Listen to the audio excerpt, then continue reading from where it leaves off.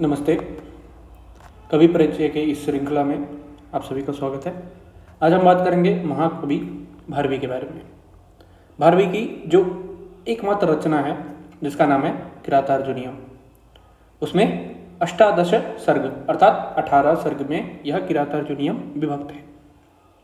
भारवी के समय के बारे में ऐसा प्रमाण है कि भारवी का जो समय था षष्ठ शताब्दः उत्तरार्धः सप्तम शताब्द्याः पूर्वार्धश्च अर्थात छठी शताब्दी के उत्तरार्ध से लेकर के सप्तम शताब्दी के पूर्वार्ध तक, और पुलकेशिन द्वितीयस्य जो ऐहोल शिलालेख था वहाँ पर कालिदास के साथ में भारवेः नामोल्लेखः अस्य प्रबल प्रमाणम अस्ति। प्रबल प्रमाण माना जाता है। क्यों? क्योंकि जो ऐहोल शिलालेख था ये लिखवाया गया था सन 634 ईस्वी में, तो इसलिए हमें इस बात का प्रमाण मानते हैं कि 620 मतलब कि पूर्व तक तो उनका जन्म अवश्य हो गया होगा। आगे हम बात करते हैं बृहत्त्रयी में किरातार्जुनीयम का क्या स्थान है। बृहत्त्रय्याम किरातार्जुनीयस्य स्थानम किम। तो देखिए बृहत्त्रयी का मतलब क्या होता है। बृहत्त्रयी में 3 ग्रंथ आते हैं। कौन कौन से? किरातार्जुनीयम, शिशुपालवधम और नैषधीयतीर्थम। तो किरातार्जुनीयम किसकी रचना है? भारवी की रचना है, भारवी के द्वारा लिखा गया। शिशुपालवधम माघ के द्वारा लिखा गया और नैषधीयतीर्थम श्रीहर्ष के द्वारा लिखा गया। किरातार्जुनीयम में आपको इस बात को बहुत ज़्यादा ध्यान देना पड़ेगा कि किरातार्जुनीयम में 18 सर्ग है, शिशुपालवधम में 20 सर्ग है और नैषधीयतीर्थम में 22 सर्ग बताया गया है। हमें इस प्रकार से यहाँ पर सारे बातों का प्रमाण रखना चाहिए, ज्ञात होना चाहिए। आगे अन्य द्वे अन्य कवेस्तः मतलब दो अन्य कवि के बारे में भी वर्णन किया गया है। आगे देखिए महाकवि भारवी का वास्तविक नाम क्या था और कहाँ के राजा के सभापति थे।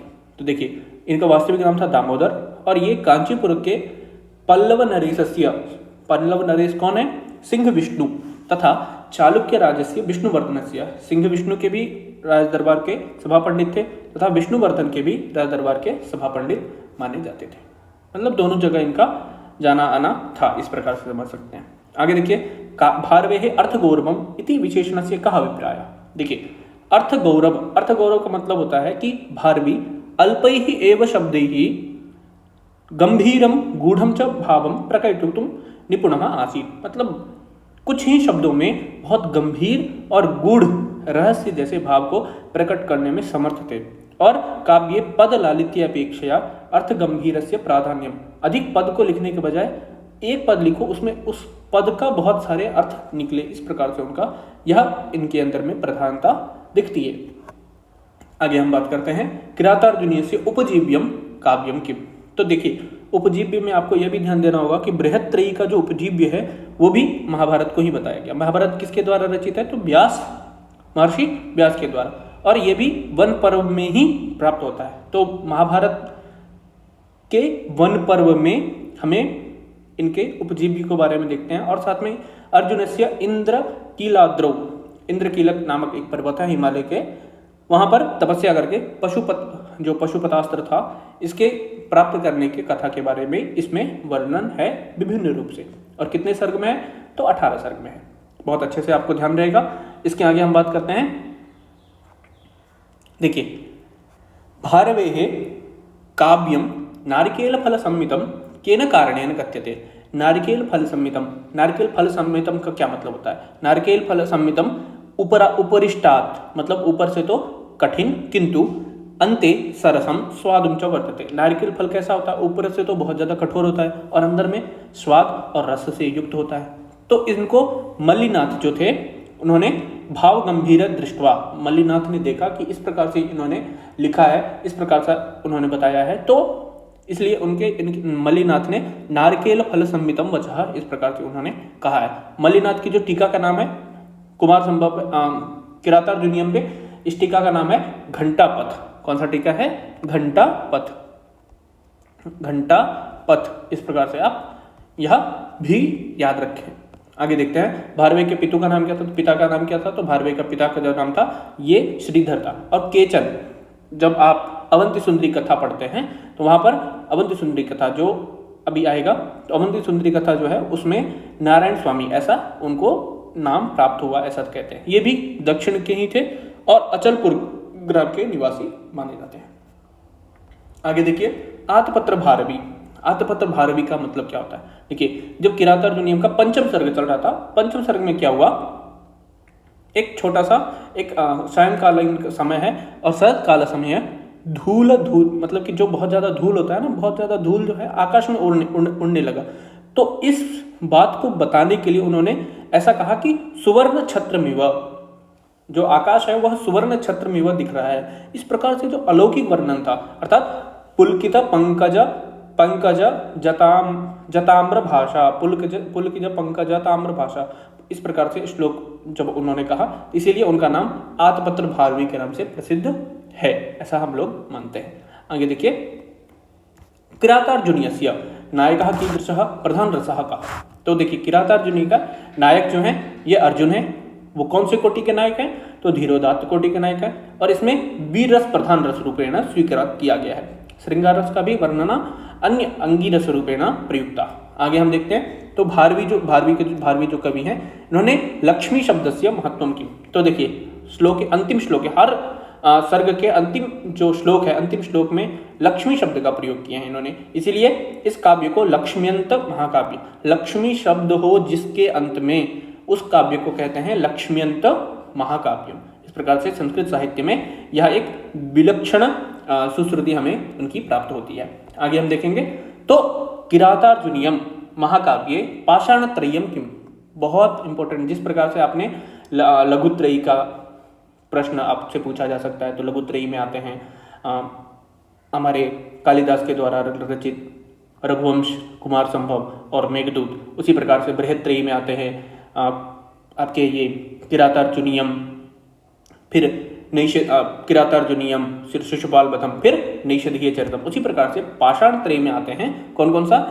जो किरातार्जुनीयम है इसके पहला 3 सर्ग, प्रथम द्वितीय एवं 3 सर्ग, इनको पाषाण त्रयी कहा जाता है। क्यों कहा जाता है? पाषाण मतलब होता है कठोर, पाषाण मतलब होता है पत्थर, और पत्थर मतलब बहुत ज्यादा कठोर होता है। तो भाषा भाव अत्यंत कठिना और गंभीर, बहुत ज्यादा विस्तृत रूप से और बहुत ही व्याकरणात्मक ढंग से इन्होंने इसको पाषाण त्रयी को बताया है। परंतु जितना आप पढ़ेंगे, जैसे नारिकेल फल जो होता है ना, बाहर से बहुत ज्यादा कठोर लगता है, पर जितना आप पढ़ेंगे उसको जब धीरे धीरे आप निकालने की कोशिश करेंगे तो आपको बहुत ही अच्छा और उत्तम चीजें इसमें आपको देखने को प्राप्त होती है। आगे देखिए, जो मैंने आपको थोड़ी देर पहले बताया था वही शायद प्रश्न पूछा गया है। क्या प्रश्न है कि मल्लिनाथस्य भारवेः काव्योपरि टीकायाः नाम किम। तो देखिए उत्तर है इसका कि मल्लिनाथ जो है, मल्लिनाथ के टीका के बारे में ऐसा वर्णन है कि घंटापथ नामक टीका, और घंटापथ का अर्थ क्या होता है? राजमार्ग। राजमार्ग मतलब क्या? काव्यस्य कठिन मार्गम सुगम करोति। काव्य के कठिन मार्गों को क्या करता है? सुगम करता है, बहुत ज्यादा सुगम कर देता है। यह उसके साथ में आगे देखते हैं तो वनेचर द्वैत वन से आगमने किम प्रयोजनम। आपने श्लोक में पहले में ही पढ़ा होगा द्वैत वने वनेचरः, इस प्रकार से। तो द्वैत वन में क्यों आता है? तो युधिष्ठिर से आज्ञया वनेचरः दुर्योधन से राज्य व्यवस्था प्रजापालन रीतिम च ज्ञातुम कुरु जनपदम गतवान आसीत्। कुरु जनपद मतलब हस्तिनापुर गया हुआ था, राजधानी गया हुआ था। किसके? दुर्योधन का राज व्यवस्था और प्रजापालन, किस प्रकार से वो प्रजाओं का पालन कर रहा है, किस प्रकार से प्रजाओं को दिखा रहा है, प्रजाओं में कैसा व्यवहार कर रहा है, इस प्रकार से व्यवहार को जानने के लिए, इस वृत्तांत को सुनाने के लिए जो वनेचर है, वह वनेचर द्वैत वन में आया था। आगे देखते हैं तो आगे हमें ये कहा जाता है कि भारवी कस्य काव्य रीते है प्रवर्तक बने थे। कौन से काव्य का? तो यह पांचाली रीति के मुख्य प्रवर्तक आचार्य थे। इन्होंने कला पक्ष में सौष्ठव रूपेण विशेष रूपेण उल्लेखनीय वर्तते। इस प्रकार से हम भारवी के बारे में जानते हैं। आगे देखिए तो किरातार्जुनीये अर्जुनः कस्य अस्त्रस्य प्राप्त्यर्थम तपः करोति। कौन से अस्त्र को प्राप्त करने के लिए अर्जुन जो है वह तप करने के लिए गए? तो देखिए शिवस्य प्रसन्नतायै सह दिव्य पशुपतास्त्र करके प्राप्त्यर्थम इंद्रकीलाद्रौ, हिमालय का एक छोटा सा पर्वत है इंद्रकीलाद्रौ पर्वत, वहां पर बहुत कठोर तपस्या किया। और अंत में क्या हुआ? अंत में किरात वेशधारी महादेव से, किरात वेशधारी शिव के साथ में युद्ध हुआ और महादेव शिव उस युद्ध से प्रसन्न हुए और उन्होंने अभीष्ट वर किसको प्रदान किया? अर्जुन को प्रदान किया। और अभीष्ट वर में क्या दिया?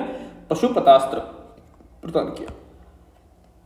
बहुत ही महत्वपूर्ण प्रश्न आपसे पूछा जा सकता है कि भारवी के वंश परंपरा में प्रसिद्ध गद्यकारा का, तो देखिए जनश्रुति के आधार पर प्रसिद्ध गद्यकार जो थे ये दंडी थे। दंडी अपने आप को भारवी का प्रपौत्र कहते हैं, मतलब उनके पुत्र के पुत्र का पुत्र, प्रपौत्र। अब देखिए ये कहाँ पर कहते हैं, तो अवंती सुंदरी कथा जो है इसमें भारवी ने अपने मतलब जो दंडी थे उन्होंने भारवी और अपने बारे में उल्लेख किया है कि मेरे ये परदादा जी थे, इस प्रकार से। आगे देखिए, भारवी राजनीति विषयकम ज्ञानम प्रथम सर्गे कथम प्रतिबिंबितम होती। बहुत ही सुंदर बात कही है। क्यों? क्योंकि राजनीति के ज्ञान बहुत ज़्यादा अच्छा था। क्यों? क्योंकि भाई राजनीतिक परिवार था इनका, तो वहाँ पर जब वनेचर की उक्ति होती है और वनेचर जब कहता है और द्रौपदी के जब संवाद ही भारवे राजनीतिक चातुर्यम प्रकटी करोती, और उसमें क्या कहता है, हितम मनोहारी च दुर्लभम वचन, जो आपका हित भी कहे और आपके लिए मनोहारी भी हो, ऐसा वचन बहुत ही दुर्लभ है। इस प्रकार से सुक्ति से उन्होंने राजनीतिक प्रौढ़िमा दर्शयती। बिल्कुल सही बात है कि जो आपका हितकारी भी वचन कहता है और आपके लिए अच्छा भी है, जरूरी नहीं है कि वो आपके लिए अच्छा ही कह रहा होगा, इस प्रकार से कहता है। अब देखिए, किरातार्जुनीयम, आपने पूरा किरातार्जुनीयम पढ़ लिया, परंतु अगर आपसे पूछ ले कि किरातार्जुनीयम में समास कौन सा है तो क्या कहेंगे, तो किरातश्च अर्जुनश्च इति किरातार्जुनो। दोबारा देखिए, किरातश्च अर्जुनश्च इति किरातार्जुनो, यहाँ पर कौन सा समास होगा, द्वंद्व समास। किरातश्च अर्जुनश्च किरातार्जुनो तौ अधिकृत्य कृतम काव्यम, इन दोनों को मिला करके किया गया काव्य किरातार्जुनीयम। किरात मतलब भगवान शिव, अर्जुन मतलब अर्जुन। किरात वेशधारी भगवान शिव, किरात मतलब भगवान शिव नहीं, किरात वेशधारी महादेव शिव, और किराता, और यहाँ पर छ प्रत्यय लगता है, तो छ प्रत्यय में इय शेष बचता है, इय शेष बचता है, इसीलिए किरातार्जुनीयम ऐसा पद बनता है। अब देखिए, केवीएस के साक्षात्कार में आपसे क्या पूछा जा सकता है, तो केवीएस साक्षात्कार में आप कैसे बताएंगे, तो केवीएस साक्षात्कार भारवे महत्वम कथम वर्णयिष्यति, कैसे आप वर्णन करेंगे, तो देखिए भारवी जो थे केवल कवि न अपितु भाषायाः व्याकरणस्य च भी महान ज्ञाता अस्ति, तस्य अर्थगौरवेण छात्राणां चिन्तनशक्तिः भाषा प्रौढमा च विकसितुं शिक्षकस्य कृते आदर्श साहित्यम वर्तते। इस प्रकार से आप बच्चों को बता सकते हैं कि बिल्कुल हम उनके अर्थ गौरव, जो भी छोटे छोटे वाक्य हैं, छोटे छोटे कोटेशन है, इस कोटेशन को बता करके बहुत सारे चीज़ों को समझा सकते हैं, उनके जो प्रतिभा है उसका हम वर्धन कर सकते हैं, और हम शिक्षकों के लिए भी यह आदर्श वाक्य है। आप सभी का बहुत बहुत धन्यवाद।